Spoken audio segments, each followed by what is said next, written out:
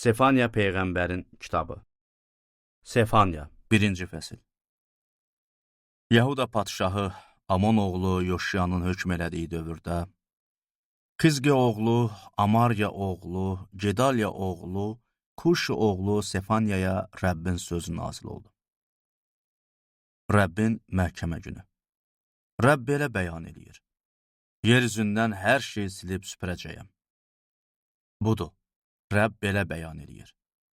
İnsanları, heyvanları, göydəki quşları, dənizdəki balıqları, pis adamları ilə şər üçün qurulan tələlərini silib süpürəcəyəm. İnsanı yer üzündən yox eləyəcəyəm. Əlimi uzadıb Yahuda və Yerusəlim sakinlərinin hamısını cəzalandıracağam. Baal bütlərinə ibadətin qalıqlarını, kahinlərlə bütpərəst din xadimlərinin adlarını da buradan silib atacağam. Damlarda göy cisimlərinə səcdə eləyənləri, həm Rəbbin adına, həm də Milkom bütü adına and içib səcdə eləyənləri, Rəbbin yolundan dönənləri, Rəbbə müraciət eləməyənləri, Rəbdən məsləhət almayanları buradan yox eləyəcəyəm. Susun Xudavənd Rəbbin qarşısında, çünki onun günü yaxınlaşır. Rəbb qurban hazırlayıb, qonaqlarını dəvət eləyib. Rəbb deyir, o qurban günü əmirləri, şahzadələri, əcnəbi dəbi ilə geyinənləri cəzalandıracağam. O gün kandarından tullanıb keçənləri, öz ağalarının evlərini zorakılıq və hilə ilə dolduranları cəzalandıracağam. Rəbb bəyan eləyir. O gün Yerusəlimdə balıqlar darvazasından fəğan səsi, ikinci məhəllədən fəryadlar, təpələrdən isə böyük gürultu eşidiləcək.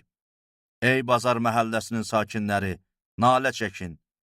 Bütün tacirləriniz məhv olacaq, tərəzidə gümüş çəkənləriniz qırılacaq. O zaman Yerusəlimin hər tərəfini çıraqlarla axtaracağam. Firavan yaşayan qayğısızları, ürəklərində Rəbb nə yaxşılıq, nə də pislik, heç nə eləməz deyənləri cəzalandıracağam. Var dövlətləri talan olacaq, evləri xaraba qalacaq, tikdikləri evlərdə yaşamayacaqlar. Onlar saldıqları üzümlüklərin şərablarını içməyəcəklər. Rəbbin möhtəşəm günü yaxınlaşır.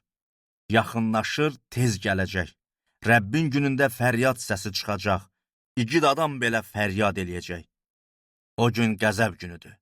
Hər tərəfi əziyyət və məşəqqətin, viran və talanın, qaranlıq və zülmətin, qara buludların bürüdüyü gündür. O gün istehkamlı şəhərlərə, hündür künc qüllələrinə qarşı döyüş üçün çalınan şeypurların, döyüş nərələrinin səsləndiyi gündür. Rəbb deyir, adamlara elə bəla göndərəcəyəm ki, kör kimi hara gedəcəklərini bilməyəcəklər. Çünki mən Rəbbə qarşı günah eləyiblər. Qanları su kimi axacaq, bədənləri yerdə çürüyüb peyin olacaq. Rəbbin qəzəb günündə qızıl gümüşləri onları qurtara bilməyəcək. Onun qısqanc qəzəbinin alovunda bütün ölkə yanıb yox olacaq. Çünki o, bir anda ölkənin sakinlərini qıracaq.